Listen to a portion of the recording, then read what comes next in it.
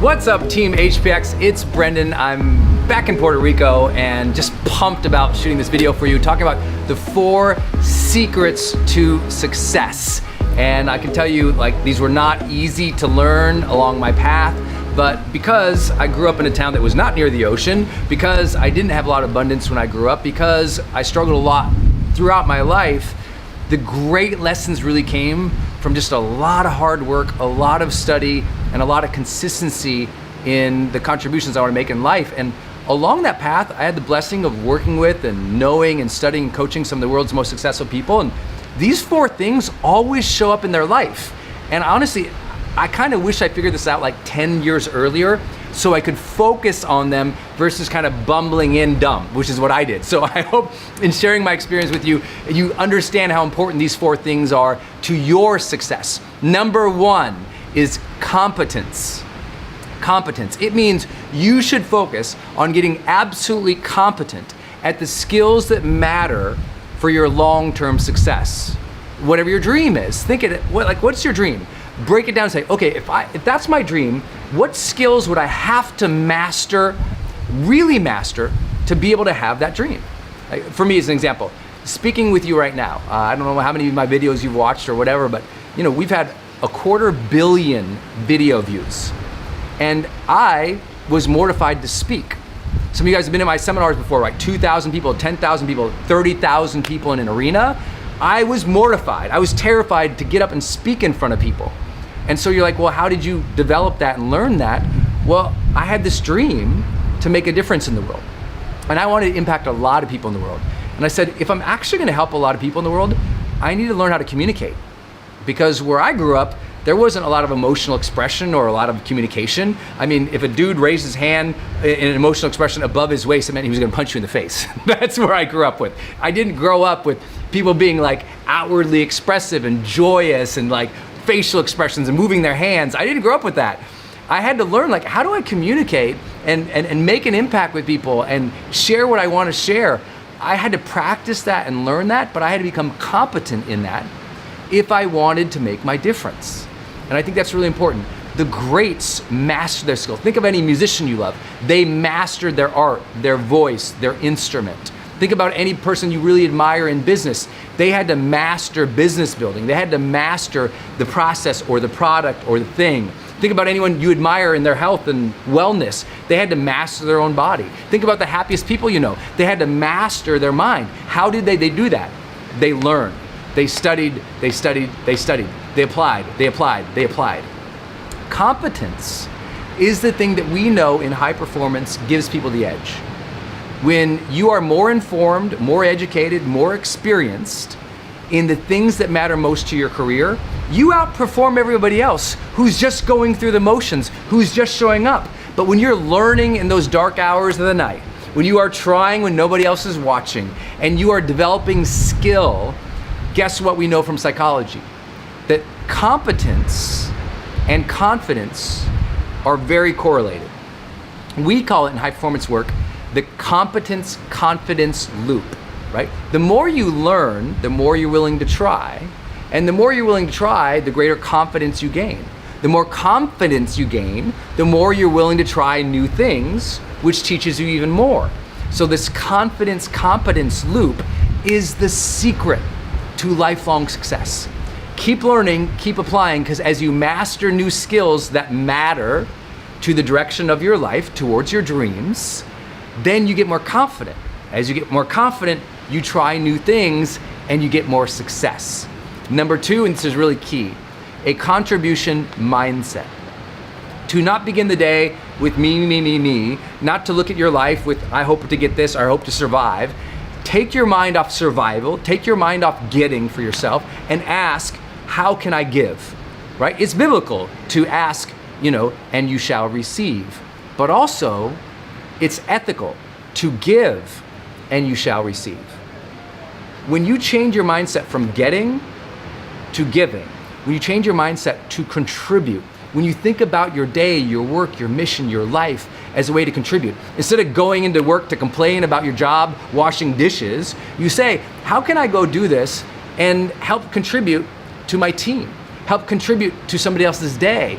help everyone else who's working in the kitchen. Let's all have a great day. Contribute positivity, contribute like energy to the world. Because even if you're not doing great things yet, you can do the little things with greatness if you approach it with the mindset of service. Like the contribution mindset is what always makes the difference. Because think about it. Is it true that some people become really successful, rich, famous, and have everything outwardly that everyone wants, but is still miserable? It's because they're not feeling the satisfaction and the fulfillment of service. They did everything they needed to get something. They became something, but they never felt fulfilled because they didn't utilize that or along the way give and serve others. The contribution mindset can change your life. For me, what I learned along the way too is the third C is about community. And where I grew up, I didn't have a lot of people who were trying to really better themselves. I know and I appreciate you because you're here for your personal development. People watch my videos because they want personal and professional development. And so I appreciate you being here. I call you guys Team HPX.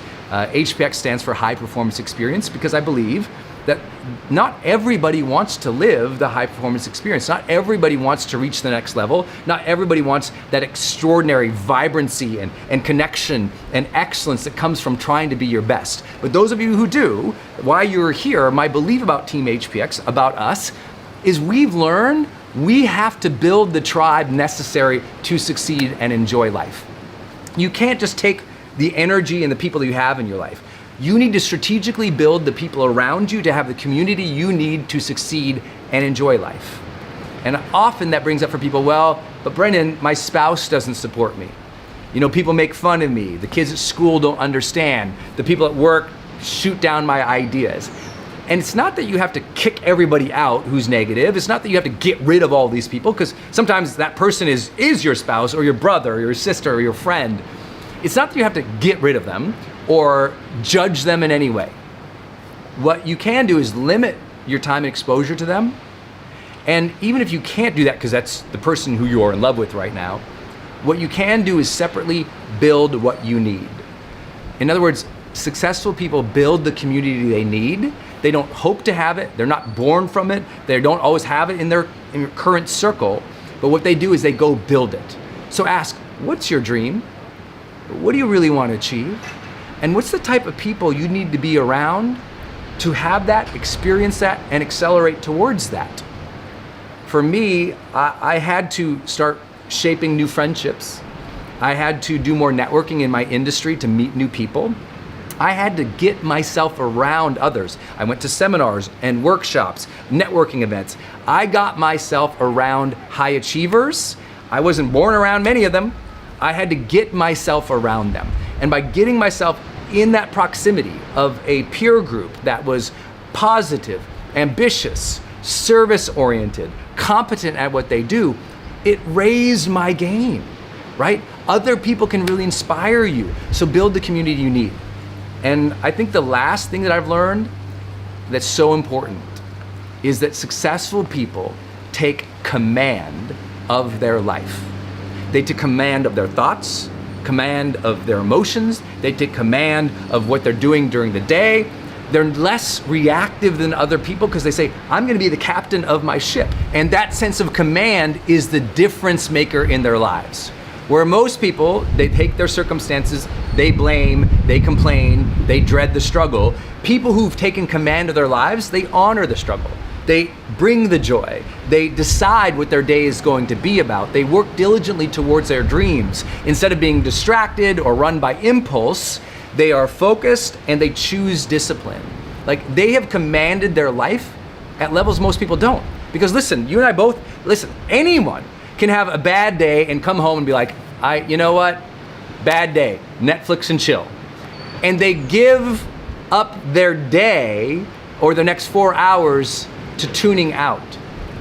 What I learned about successful people is when it is struggle, when it's easy to be discouraged, when it's easy to go, I guess Netflix and chill, they go, no, man, you know what, you had a bad day. So take command, do something positive for yourself. Take the next 2 hours and create, work, connect, be with the family. Like they reset themselves consistently.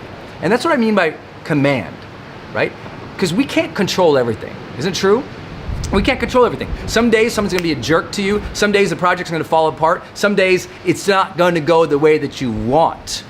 But what successful people do in those moments is they reconnect to their personal power and say, okay, what did I learn? What can I do next? What's my next right action of integrity?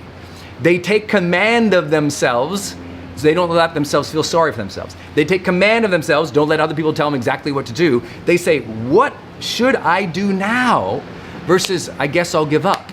So these simple ideas, get extremely competent at what you want to succeed at in your life. Learn all the skills around it. Second, adopt that contribution mindset that says, okay, I know what I'm going to do here, and that is give. Give good energy, serve others, take care of others, contribute things that are excellent. Third, build the community that you need. And fourth, take back command of your life. You do these things, and all of a sudden, success won't be secret, it will be strategic. Hey my friends, it's Brendon Burchard. I hope you are having a spectacular day today. I am thrilled to be with you and to really discuss and dive deep into how do you have that comeback story in your life. If you've been down, you've been out, you've been frustrated, you've been challenged, people have been doubting you, you've doubted yourself, you feel like you failed, you feel like you struggled, you feel like you're not breaking through or activating your full potential. Bam! Do not wait until X happens for you to start changing your behavior, changing your lifestyle, changing your habits, and starting this new chapter. Do not wait. Many of you are in a wait story. You're in a waiting pattern. I want you to think about this. You're like, oh, no, soon as the kids leave, Brendon. Once the kids leave, yeah. Then we can be happy once the kids leave. Things will be good. We're just going to wait. No. It's time to start living your life each day. You know, I had this friend of mine recently.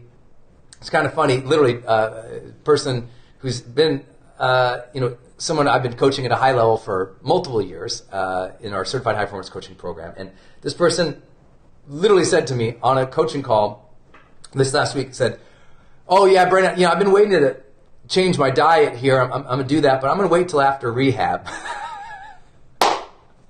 Literally said, I'm going to wait until after rehab. I'm like, what?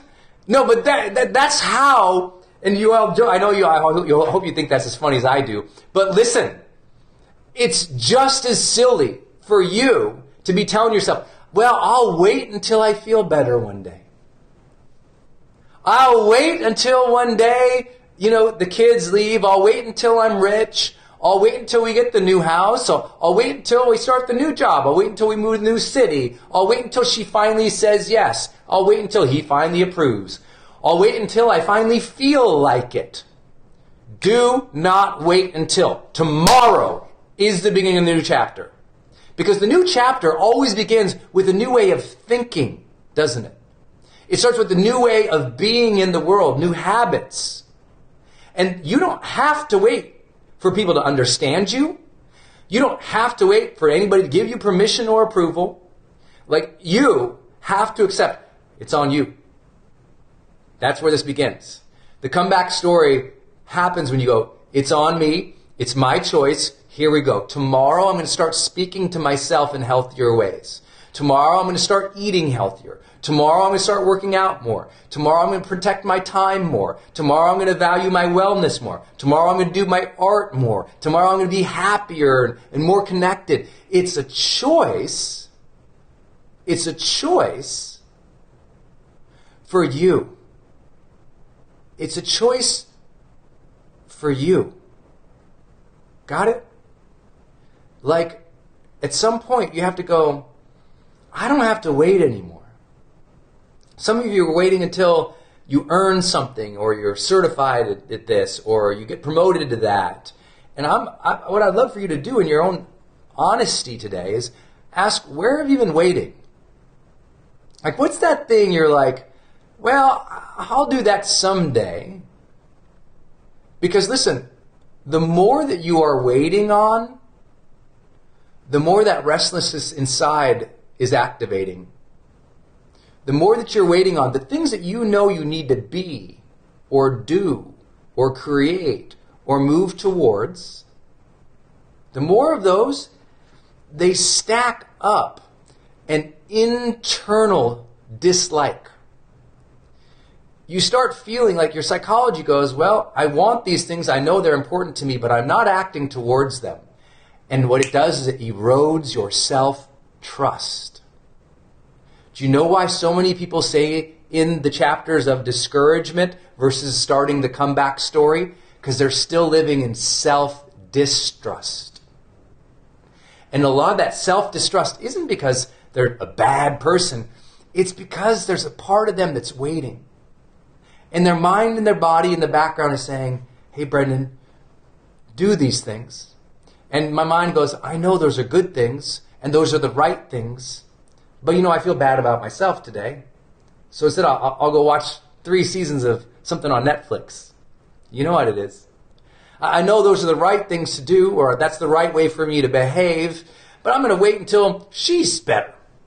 You know what? It is nice to be nice, but I'm not going to be nice because look at her behavior. So I'm going to be an ass just as long as she is. And your back of your mind goes, but that's not congruent with who you are. Why are you acting and behaving to somebody else's level and waiting to be your best self? The reason so many people live in the discouragement story versus the comeback story is because of self-distrust. They're not doing now what they know they can, should. They're not being now who they can and should. They are not moving forward like they know their potential is capable of. And inside, it's like every single thing that you're waiting on that you know you should do is one more layer of distrust in your identity. And you stack up enough waitings on somebody, things they know they should do, waiting to live their life, waiting to speak well to themselves, waiting to start the diet or the nutrition plan or the healthy activities, and their brain starts distrusting themselves. Says, you know what, I can't count on you to do the things you know you should do. I hope you guys get what I'm talking about. It's a way of hurting ourselves, is waiting. The longer you wait on the decisions or forging the character that you know you should do, the more hurtful it is to your character and your identity. Now, I know some of you come here for a lot more motivation than that, but I do believe that my role as your virtual coach is sometimes to have you look at yourself and be honest here. It's hard to start your comeback story if you can't trust yourself to wake up tomorrow and do the things you know that are right for your life. That means some of you, you've been waiting to have that difficult conversation with your spouse until never. Some of you have been waiting to ask for that thing you dream of at work until never. Some of you have been waiting to start that business or that new book or that new endeavor until never. Now you tell yourself, no, until you know these things. And what you're telling yourself is, I'm going to wait until all the perfect things completely line up. When it's all perfect, then I'll go. And your brain goes, you are so full of crap. You know you're waiting because you're scared or you're mad at yourself or you don't trust yourself. So what are you doing here, brain? You're lying to yourself, and then your heart, your spirit knows you can't trust yourself, and that's why you're not being more decisive in starting the new story and the new chapter. And listen, I know I'm teasing a little bit here today, and I try to poke fun a little bit, but I spend my life with people who are literally paying $500,000 or more to work with me. And I cannot tell you how many times this is the issue for them.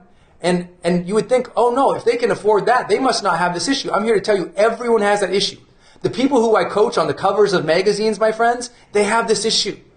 When I was down and out and my worst of myself, I had that issue. I know you all have that issue. We all do things that create distrust inside. And so do not wait. Do not wait until the perfect things. So what I'd love for you to do is you got a journal here today. And I hope you have a journal somewhere, a piece of paper, napkin, write it on with lipstick on the floor if you have to, or wherever you got to put it. I don't care where you got to put it, ladies and gentlemen. What I'd love for you to do is write out the do not wait list. Right? Do not wait to say I love you to my spouse, even though you might be in a fight. Do not wait to start writing that book until you're rich and you have all this time. Do not wait to create a better relationship with the kids until they're more mature. Do not wait. Have that do not wait list, because it's a hard one, and I know I can see it. John Baptiste is saying oof, and Kimberly's saying darn it. I can see you guys. I'm here with you, But write out that do not wait list. I was like, do not wait, and it could be simple things, dream things. I literally wrote one time, maybe a couple months ago, I wrote, do not wait to move to the place that you would love to live and create every day. Now I'm in Puerto Rico. Do not wait to get yourself healthier just because, you're busy. Do not wait. I think a do not wait list can be really great. Really great. Really great. Don't wait until everything's perfect, my friend. The new chapter, that's today. Discouragement story, comeback story. Comeback story starts with asking, where have I been waiting? Because my body, my mind needs to trust itself. I need to trust myself to take action towards the things that matter the most. That's principle number 1. Principle number 2. Here we go. We've got to go from victim to role model. The biggest shift in many people's lives, the ultimate comeback story begins with this one. It goes from, you know what? They took advantage of me. This wasn't fair. I don't like them. It was just, terrible. And listen, I am not here to say that what you have been through in your life was not significant, awful, tragic, hard. You know what? I hate when people do that. They try to say, oh no, what you've been through, that's nothing, because everyone else went through all these other things. No, I appreciate the perspective, but if you had a hard time in your life, you had a hard time. Maybe you weren't equipped with the coping mechanisms to deal with it, or the maturity, or the support. Maybe somebody really took advantage of you. I get that. Trust me. But I'm here to say there is a mental shift that goes from victimhood to survivorship, but then to being a role model. The greatest comeback stories happen when someone goes, you know what? I need to overcome this because my kids are watching. I need to overcome this because my team's going to see how I deal with this. I need to overcome this because everyone else is expecting me to blame, stop, and freeze. And if I rise up, maybe I can be a story of inspiration for somebody else, even if rising up is so friggin' hard. Even if rising up is so hard, I know that rising up might inspire someone else. Because if you can't inspire yourself for yourself, some of you will do more for other people than you will do for yourselves. Isn't that true? Some of you will do more for yourself for other people than you will do for yourself. So I always tell you, if you are down and out, that's why I always say, ask who needs you on your A game each day. It's on a card right next to my computer. Who needs me on my A game today? Because I will do more for other people, to serve other people, than sometimes I will. I can be very, believe it, people are like, wait, Brendon, did you just say you can be lazy? I'm like, I can totally be lazy. I'm from Montana. I can chill out on the mountain or on the lake or in the river with a fly pole all day happily. All right? I'm good at chilling. But I also know that many people don't make a turn in their life. They don't realize that if they could overcome it, they could inspire people. It was one of the things that kept me going when I had the brain injury. For those, I know we got a lot of new people here, but in 2011, I wrecked a four-wheeler, an ATV. and I wrecked it in such a way that I really damaged my body. I mean, if you ever see this big scar on my hand that some of you guys have seen, I got a big metal wrist going on right here like a bionic guy. I threw out my hip, dislocated my shoulder, cracked a couple ribs, and ended up with a brain injury. And to me, as I was going through that, I was so cognizant of the fact, I was like, you know what? Because there's so many days I couldn't control my emotions. I didn't have hope for the future. I couldn't even see the future anymore. My ability to look out far in the future was kind of gone. And it was like, oh man, it sucked. There were so many days I was super sad because my emotions were all over the place because of the injury. It was an awful experience. But there weren't too many days that I lost perspective in such a way that I never really forgot that, you know what, someday I'm going to have to explain that I had a brain injury, and I'm either going to go, gosh, I had it and my life still sucks, or I'm going to say, you know what, I had it and I did everything I could to come through, even a physical limitation like that. And it's not in any way making myself, the hero of the story, because some of the people who inspire me the most, I have a friend who, literally cannot walk, lost use of both of his legs in war. And he's one of the champion wheelchair basketball player guys, right? And, for years and years, he was miserable and sad and hated himself. And obviously, to lose the ability to walk, to become paralyzed. But he just said, you know what? I'm not going to be the person who goes through this and gives up on life. I'm going to get the training, the support, and do the work to try to lift myself into something, because it's a choice we get. We're going to give up and check out, or we're going to work hard and rise up. That demarcation line, discouragement to come back.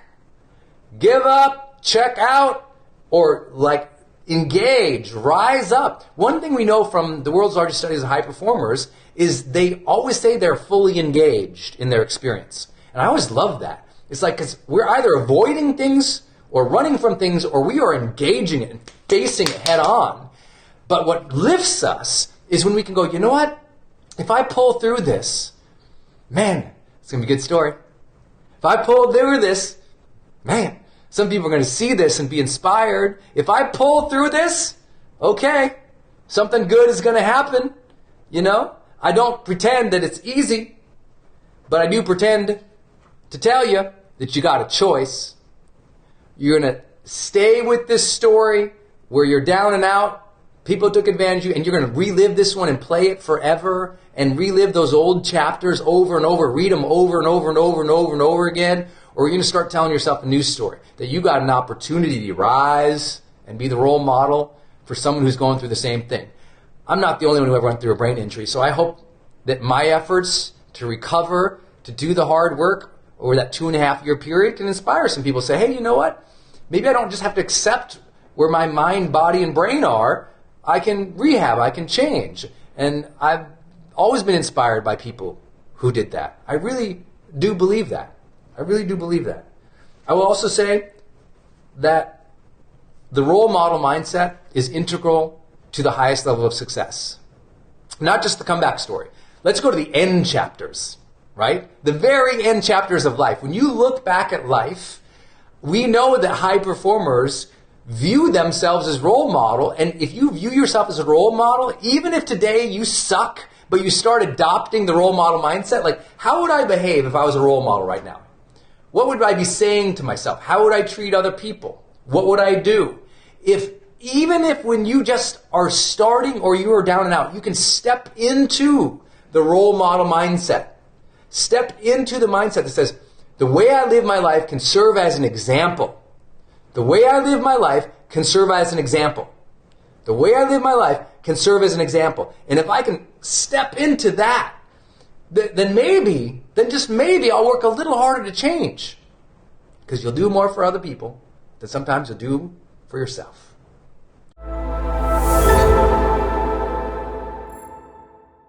I'll give you 3 principles. Yeah. For greater discipline. And then I'll tell you the actual 3 things to do to generate more discipline in such a way that your personal growth grows, that you feel like alive and connected and meaningful and joyous on this journey, because that's what really matters. I mean, discipline sucks unless in some ways the outcome is progress, greater engagement and aliveness of life, and greater success in whatever way you measure that. So the three principles of all of like discipline comes down to, number one, mastering your schedule. I know that sounds so boring, but it is so absolutely fundamental to your focus, to your progress, to your health, to everything. It doesn't matter if you say, okay, I only want to schedule one thing today. That's fine with me. I'm not trying to own every hour of your life, but that one thing better be awesome and it better be a needle mover. So scheduling, show up when it's scheduled. And then the third thing, which is most important as a principle for all of discipline. No discipline happens unless on a real consistent basis, unless you have social connection. All of the research shows the most productive people, the most focused people, the people who are most fulfilled in doing meaningful work have attached a meaning that their focus, intention, their hard work is attached to social connection, meaning I'm going to show up for this because it's going to make me a better mom or parent. I'm going to get healthy so I have more energy for the kids. I am going to do this project so my team and company grows, so we serve more people and we make an impact. It's like the hard work must be attached to impact, but the impact isn't just self, like, oh, I'll get this. It has to have a social connection. Like you have to have a reason to show up over and over and over for others. It's why we always teach in high performance. You have to have a little card that says, who needs me on my A game today? Yeah. Like, I am disciplined because I wouldn't be less disciplined doing a morning show. I'm more disciplined doing a morning show because Jamie's there. She's waiting on the other end. If I don't get there, I feel like a chump. So that's important, you know. There's three principles, right? Schedule it, show up, attach social connection. But now here's the things I would do. If you said, Brendon, if you could only be disciplined about three things, what would you do? And it's not what you all think. It's totally not what you all think. And this is very much that makes me happy and progress in life. So they're not sexy. The number one thing, if I could give anyone a discipline to always do, on the first of every single month, you do a whole life review. When that calendar hits 1, as in the first of the month, you look at every major area of your life, you score yourself, you ask how you'd like to improve that. And what could you do this month? Because most people never improve their life because they never face their life. Yeah. You have to look at it. So every first of the month, that's for those who are new to us, GrowthDay actually began because I said, let's do our personal development on the first of the month. So I go live for 2 hours in GrowthDay. So if you're not a member, go to growthday.com because I do a full personal development seminar on the first of every single month. Because I feel like if we start the month off, we nail that, we start it with good attitude, energy, but also you're looking into the month and asking, is the way I've scheduled this month going to help me move towards the lifestyle I want or the accomplishment of the major 3 projects I'm working on in my life? And also, if we don't do this, I feel like it is so easy. And how many people can relate to this, where if you don't do this, all of a sudden you blink and you're like, oh, it's halfway through the month, or, oh, 3 months have gone by. I don't even know how did this even happen, right? Yeah. How many times have we done that? Like, wait a minute, it's Thanksgiving. Like, wait a minute, it's spring break. And it's like your life just flies by in a blur. This is for those who have the high performance planner, you know this page super well. This is your monthly review section in the high performance planner. And what it does is it makes you look at the 10 major areas of your life, from health to mental, emotional, partner or love, family, friends, mission, experiences, spirit, finances, learning, growth. It helps you reflect on the things you learned in the last month, learn about others, learn about yourself, what you're grateful for, the main priorities coming up, the decisions you needed to make or could make, your monthly review and orienting yourself to your year goals and 3-year goals. Like, if I don't do that on the first of the month, what happens is the middle of the month, what am I doing? I might be showing up, but I'm showing up in a hot mess all the time because I don't have direction. Yeah. So if I could give you anything, start the first of the month, super clear about that month.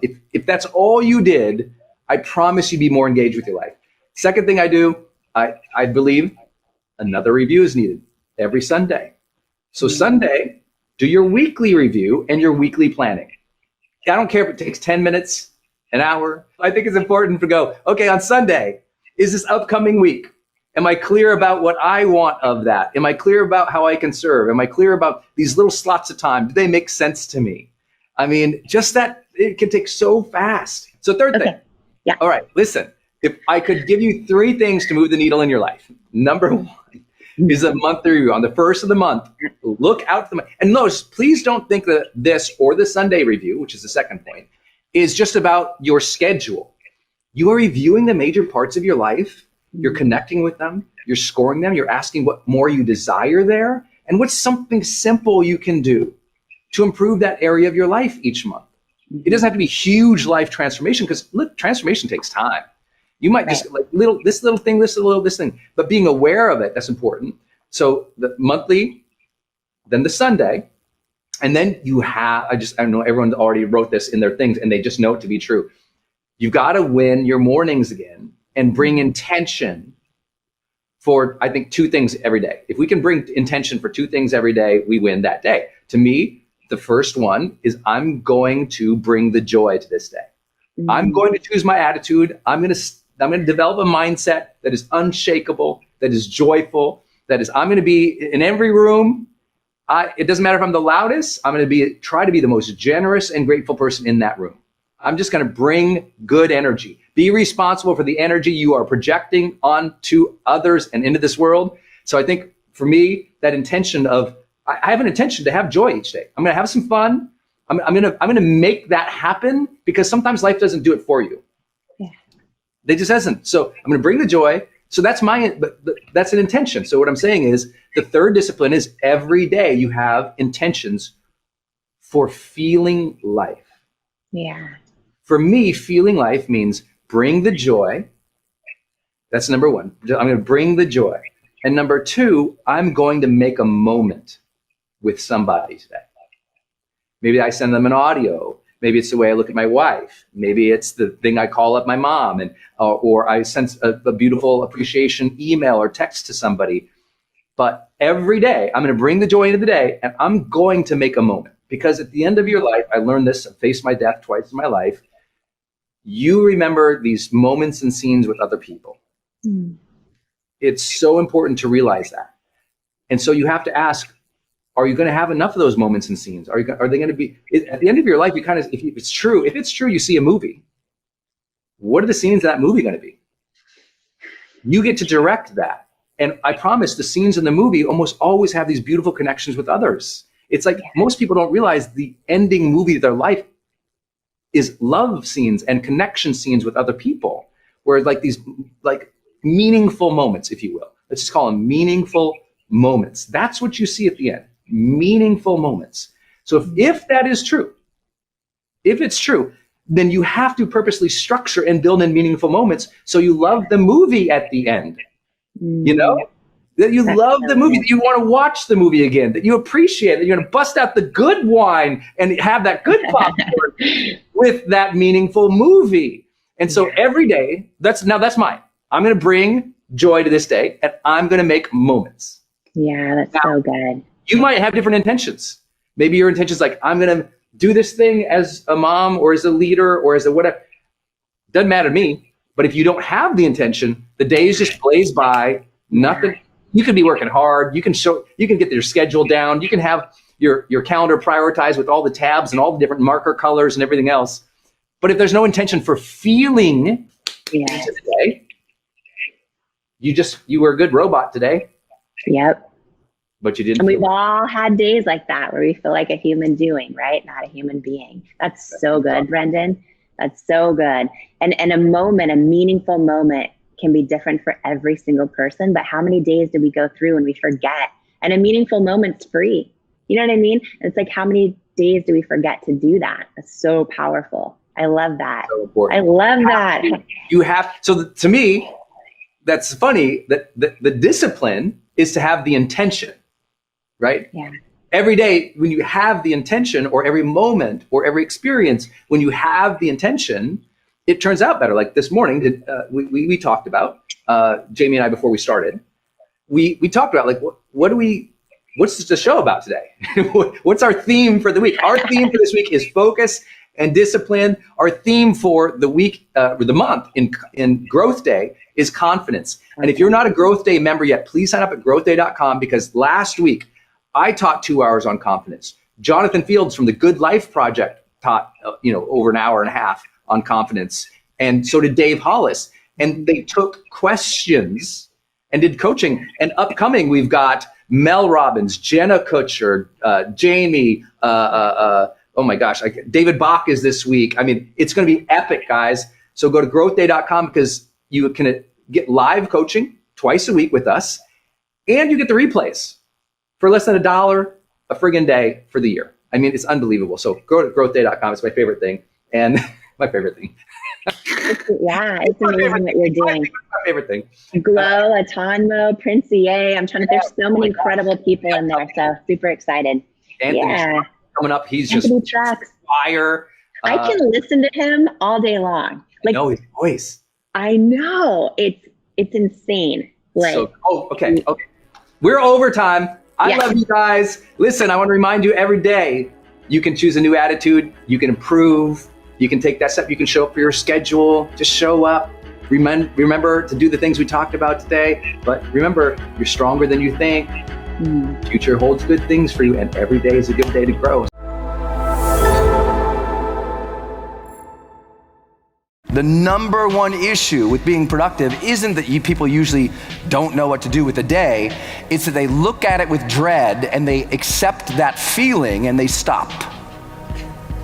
They go, I don't wanna. So they stop. Even though if they looked past the immediate dreadful activity and looked into the future about the benefits it would give them, if they could reconnect with that, they could push through.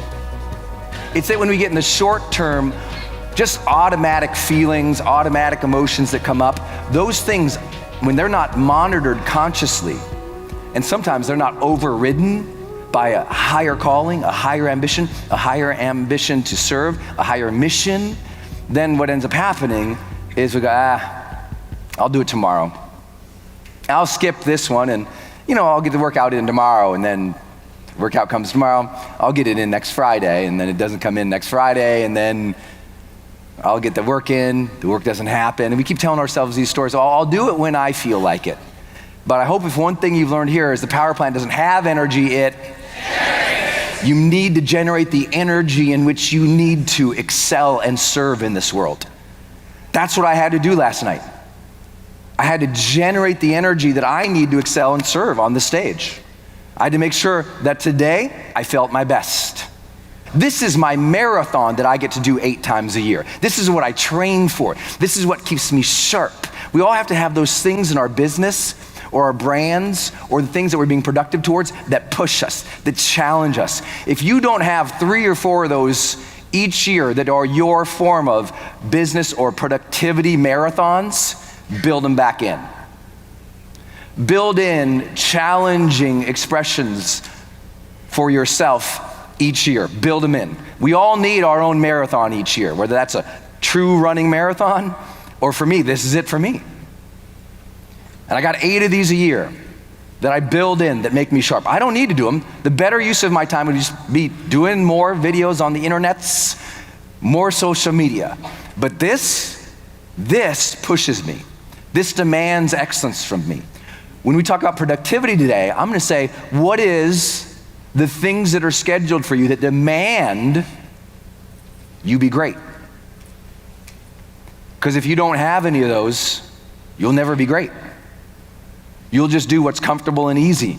You gotta have those milestone moments throughout the year in your business. Sometimes that means, okay, that's 3 weeks. I'm gonna write my book in that 3 weeks.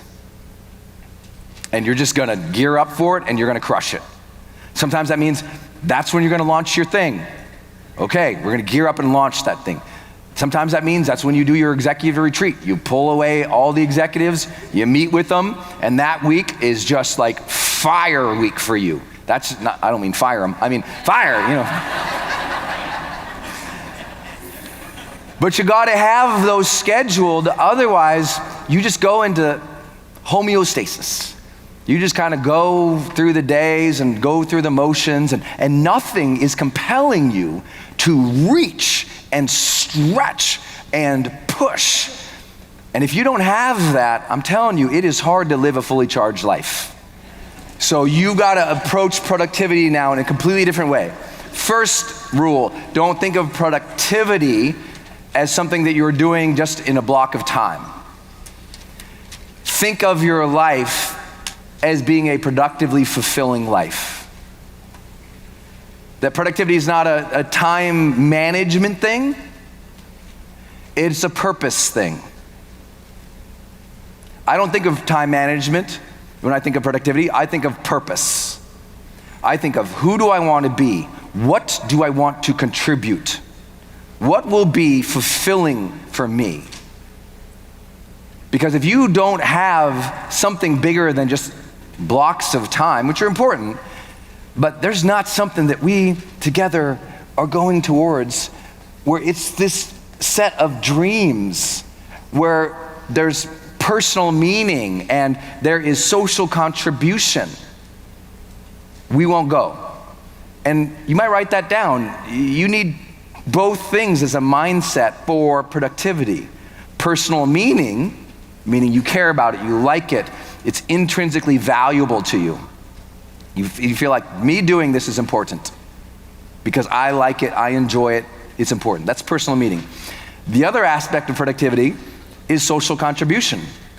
I have to see what I'm doing is going to matter to somebody. It's going to make a difference. And if we don't look at productivity that way, we'll just be like, it feels like a task. But if we can assign some meaning and social contribution to our tasks, everything can change. But ultimately, those things have to come together in something to be productive for. Like I'm like, what am I productive for? It took me a long time to figure that out for myself based on what I do. What am I productive for? Well, at the personal meaning ways, I'm productive because I want that vibrancy of being a creative human being. I want to be productive because I want to feel like I'm creating and expressing myself. That's the personal meaning for me. I also want to be a productive person because the social contribution. I want to feel that energy and that creativity, but I also want to feel like, you know what, my life mattered. Did I live? Did I love? Did I matter? Did I create some outputs? Did I create something or do something that helped somebody or moved the needle or made a difference or a contribution? People ask me, Brendon, how do I reprogram my mind? And I'm like, that's kind of creepy. Are you a cyborg? Like, why did somebody one time like ninjutsu your brain and hypnotize you into thinking something horrible? Like, why do you need to reprogram anything? Most adults don't need to reprogram something. They just need to program it for the first time.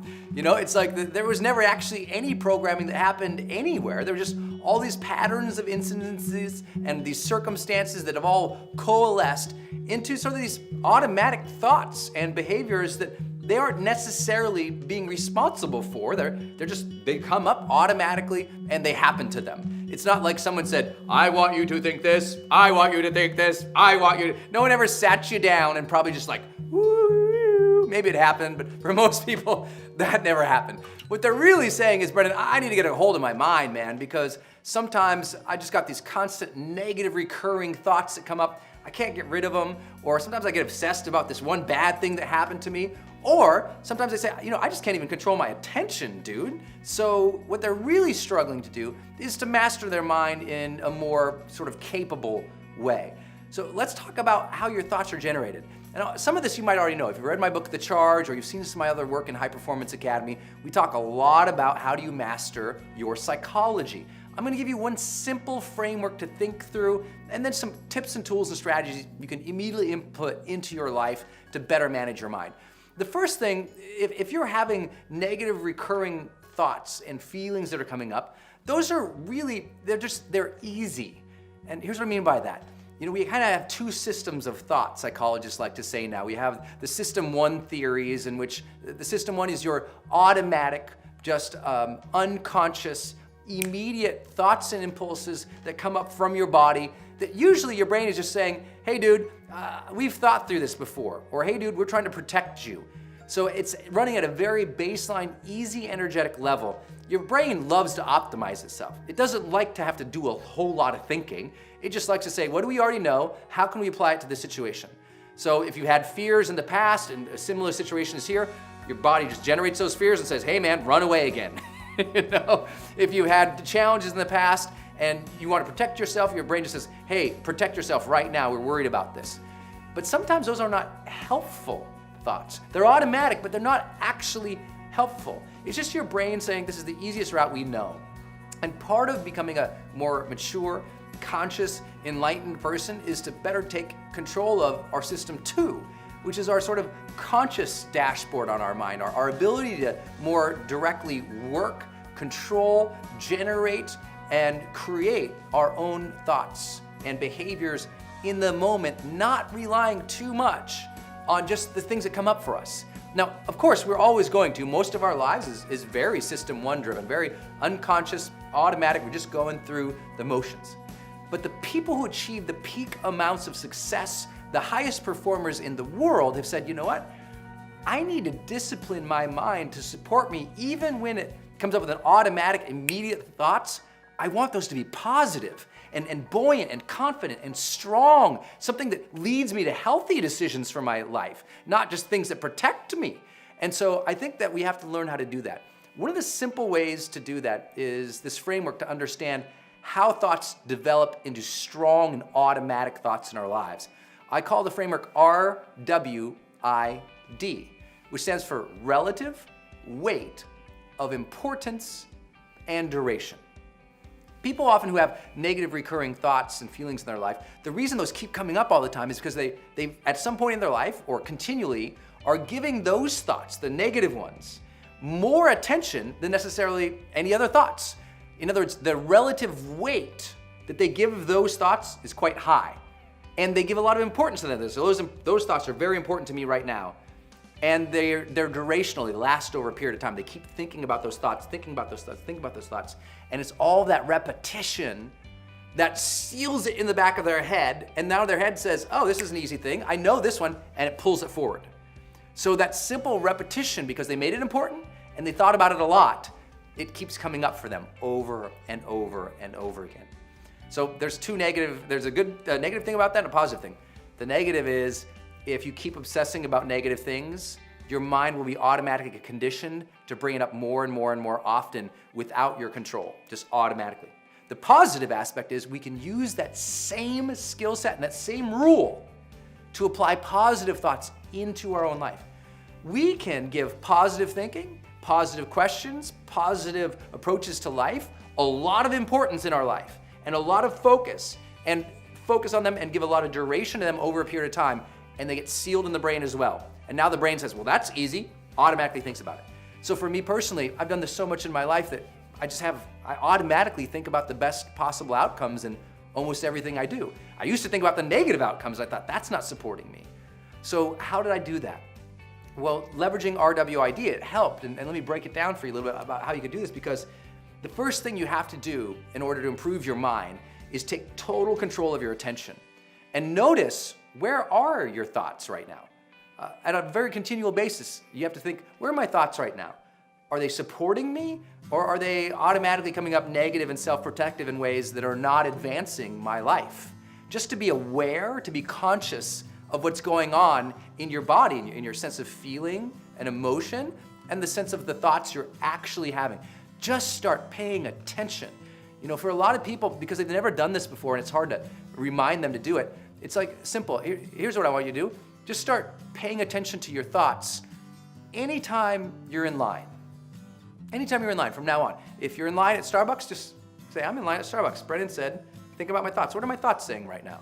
Just checking in. You're in line in traffic, waiting for the next car. Just sit and think, what are my thoughts right now? And just notice what you've been thinking about. The more we notice what we've been thinking about, the more we can interrupt what we've been thinking about. See, if we just allow that feeling to keep coming up and we don't pay attention to it, our life can be very frazzled and very highly anxious. But once we say, what's my mind on right now? And we redirect it, that is where personal power comes from. First, awareness, right? And understanding and the consciousness to what's going on. but then the ability now to be self-directive, to choose what we want to focus on. So first we're attentive to it, and then redirect it. If it's negative, it's not supporting you, redirect it. How do you redirect it? First and foremost, you just say, what would be the opposite of this negative thing? Then you think about the positive thing, and you focus on that, and you repeat it to yourself. For many people, that might include closing their eyes, just visualizing a more positive outcome. Thinking about the more positive outcome, thinking about the more positive outcome, thinking about the more positive outcome, focusing on it with their eyes closed. And that visualization of a more positive outcome, of how things could turn out well, or how the situation could be better, or even just what are the next steps I should take. Visualizing that and assigning a high amount of importance and duration to it, meaning making that thing important to us by making it, how do you make something important? You give it a sensation. You feel that thing. You sense it. You sense what your next step would be. You sense how it would feel if the outcome would be better. How would it feel emotionally, psychologically, spiritually for that thing to be up? Allow it to have a lot of emotion to it. Pay attention to it. Your eyes closed, you see that thing, you feel it, you sense a different step, you know what you're gonna do, you pay attention to it, and you keep focusing on that, just over a period of minutes. Keep focusing and keep focusing and focusing. When your mind automatically wants to go back to the easy, which might be negative, you go, no. I'm not into easy right now. I'm into conditioning my mind. Focus, focus, focus, focus. Give attention, duration, and sensation to it. Attention, duration, sensation. Attention, duration, sensation. Visualization, visualization, visualization. It's repetition of that positive alternative to a negative impulse that comes up that gives us personal power. Let me say that again. It's that attention to that positive alternative over attention to repeating that negative impulse or thought that gives us personal power. It's not that we're gonna someday wake up in the perfect world in which we don't have negative thoughts. There's plenty of times I struggle too. I come up with this, I'm thinking about a new dream, a new goal. I'm gonna go interview some major celebrity, or we got a big time celebrity client, and I get a little nervous, and I can start thinking about all these negative things that could happen if I screw up. My mind immediately interrupts that now, because my mind goes, relative weight of importance and duration, Brendon. You can either give this thought more time and energy and focus, or you can just stop it and force your brain, creatively force it to direct it to a different possible alternative. Force it, literally go, oh, I'm sensing this negative thing over here is coming up for me. I'm sensing it, stop. Okay, get to work, brain. What positive thing could I create and focus on? And close your eyes and think about it and focus on it and focus on it and focus on it and build it out. Make it elaborate in your own mind so you can visualize and see it and feel it and focus on it, focus on it, focus on it. Literally, later on in the evening, focus on it again, focus on it again. I mean, you start building in that capacity. Now, if this all sounds way too philosophical and you're like, dude, how do I land this? How do I make it happen? Here's a very simple thing you can do to reprogram your mind. Create a sheet of 2 simple things, very simple things. I want you to write 5 questions down that you're gonna ask yourself 3 or 4 times a day. 5 questions that are positive for yourself. That every day, you're gonna wake up in the morning, you're gonna read these questions to yourself, you're gonna answer them. You're gonna read them, you're gonna answer them. Every morning. Then at lunch, read the questions, answer them. At night, read the questions, answer them. These can be questions like, what could I feel incredibly grateful for right now? How could I surprise or flirt with somebody right now? How could I have fun right now? Positive things like that, right? How could I demonstrate love or excellence right now? Ask these questions in the morning. Ask them in the afternoon. Ask them at night. By asking these positive questions over and over, I mean, you just do this for 30 days, you're gonna recognize a total shift in your life. Just simple questions, but you're giving them weight by focusing on them 3 times during the day. You're having duration by focusing on it 3 times during a day over 30 days. Your mind starts to reshift its gears to give automatic ease to answering those questions and living in that mindset versus an undirected, unconscious mindset. Second thing on that sheet, or those things you can do, 5 questions first. Second thing I want you to do is come up with 3 words that describe your ideal self. Just 3 words. Mine are, for example, present, excited, and bold. So I'm gonna focus on those questions 3 times a day as well. What I do is I put them on my iPhone, and they come up as an alarm 3 different times during the day. Just my phone buzzes, and those words are there. I'm like, oh right, I'm that guy. I gotta focus on being that guy versus whatever I might be in a bad mood. I'm like, and completely detached. And then I look, I'm like, dude, no, I'm an excited person. Break that thought, get back into this, got it. This is who I am. And now that might sound so simple. It sounds so simple, but guess what? People won't do the discipline. They are so frustrated with their mind because they haven't done the conscious discipline to reprogram it. That's the last thought here. Yes, we all have unconscious thoughts, every single person of us. If you don't have a mental disorder, and then guess what? You have extreme power in your life to overtake it. And even those who have mental disorders, psychologists and therapists work with them to recondition their mind by allowing them a different way of attaching meaning to the past incidences. But even if they attach a different meaning to the past, the whole focus is bring them into today and teach them to use their mind to direct itself into positive orientations, to make healthier decisions, to enact healthier behaviors. If you can just focus on getting more attentive to what you're feeling, and then do these thought exercises. What questions? Who do I want to be? And you do that over and over again, everything changes. Last thought, our unconscious and our mind is incredibly programmed not just by thought, which is what I've been talking about, relative weight of importance and duration, focusing our attention on what questions we would ask ourselves, what positive alternatives can we create for ourselves, what labels can we create for ourselves to support us. But our mind also is incredibly conditioned by action, behavior. You've heard the term like fake it till you make it. I don't love that. I'd rather just say, you know what, just be authentic over and over and over and over again, right? If you take action on a consistent basis, it teaches your mind to do that. So do things that are positive for yourself. Take bolder actions. Teach yourself, I'm just gonna be confident, just for no other reason. Watch my video on being confident here on YouTube. I want you to really think about this. The more that you take action, the more your brain gets automatically conditioned to understand that's what we do. Hey man, that's just what we do. We just react to bad situations like this because that's how we've done it. You can actually condition your mind without doing any thought other than just behaving in a more positive manner. And suddenly you find yourself thinking more positively. I know it sounds duplicitous, but word is duplicitous? I think it's word. Sounds good. Good word. It's like a $10 word right there. That's a big word for a Montanan.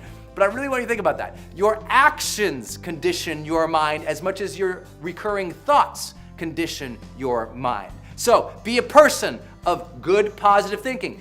Be a person of good, positive action. And suddenly one day you'll wake up and you're like, I just feel amazing. I feel extraordinary. I feel positive. And that's what it feels like to live the charged life.